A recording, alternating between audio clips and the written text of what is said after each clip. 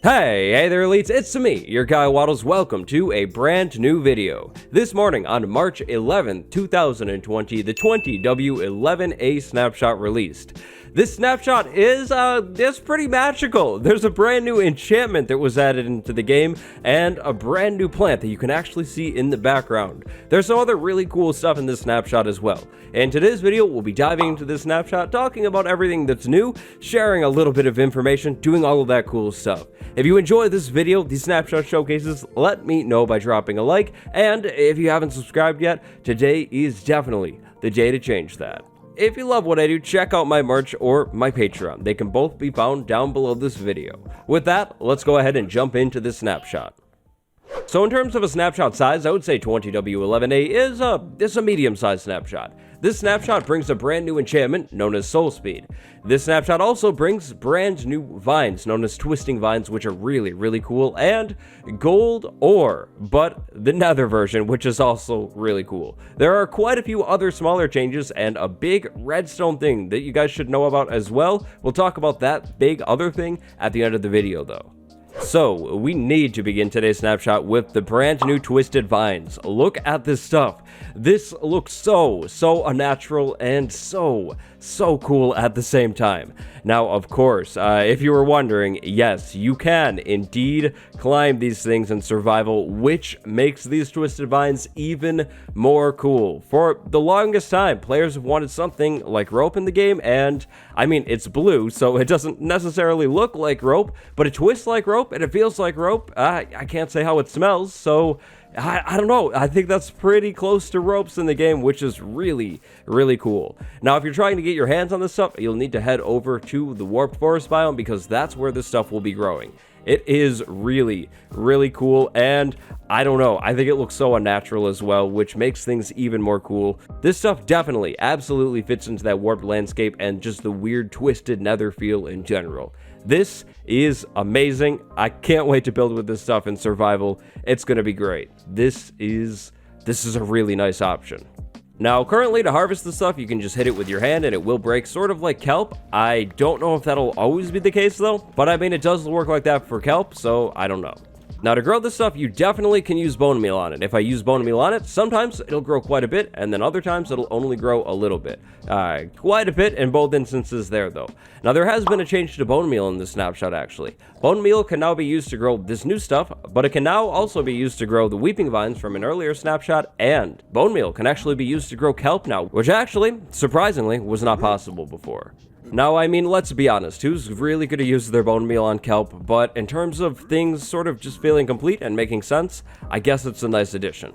Pretty cool. You could definitely make some sort of crazy automatic kelp farm with that new functionality.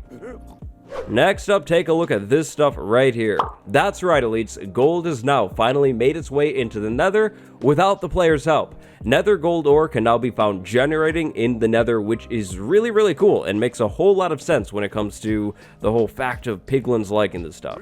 Now, the block texture is super clean, just like every other nether update block so far. I really do like how this block looks. I'm glad the devs and Japa didn't just take the normal gold ore texture and slap it on netherrack. It would have worked, but would have felt a little bit lazy. Now, this stuff is exactly like gold ore in every single way. To mine the stuff, you will need at least an iron pickaxe, but a diamond pickaxe will work well, and a netherite pickaxe will be even better. When you mine the block, you get the block itself. You can then take the block itself and go over to a blast furnace or a furnace, throw it inside of there with some fuel, and the block will smelt up into one single gold ingot. So literally, just like gold ore, basically just retextured and generating in the nether. The addition of this block and the change to make this stuff actually generate in the nether, in my opinion, makes a whole lot of sense. I saw Jeb state somewhere on Twitter that basically he wasn't sure if gold ore should generate in the nether, and personally, in my opinion, definitely. It definitely should generate in the nether. I mean, if it doesn't, how do the piglins even know about gold ore? They can't exist in the overworld. I don't know. If we're talking about lore, it wouldn't make a whole lot of sense. The hoe has received a little bit more attention, a bit more expansion in the 20w11a snapshot. In the last snapshot, the hoe was named the official tool for harvesting nether wart blocks and warped wart blocks. In this snapshot, the hoe became the official harvesting tool for shroomlight blocks, dried kelp blocks, hay blocks, and target blocks as well. Each increasing level of hoe will harvest each block a little bit faster, just like with every other tool like pickaxes. All right, this is the big one. I know you guys are excited about this one because definitely I am too. This is maybe the biggest thing in this snapshot.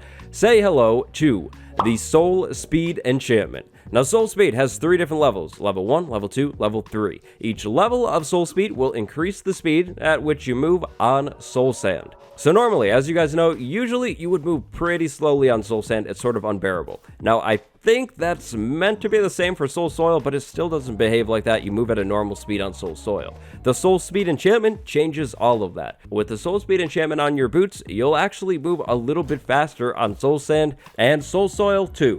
Now, each increasing level of the Soul Speed Enchantment will make you move a little bit faster on this stuff until you get Soul Speed 3 and max out at a crazy fast movement speed. I mean, take a look at this. This is how fast I'm moving on Soul Sand, and then I move over to a normal block and actually slow down. So, with Soul Speed 3, you can actually move faster than you can on normal blocks. That is pretty crazy. Now, I'd also like to point out that amazing particle effect. Take a look at the stuff, the blue soul stuff. That is so cool. So the increased movement speed theoretically would be really useful, but there is one major setback.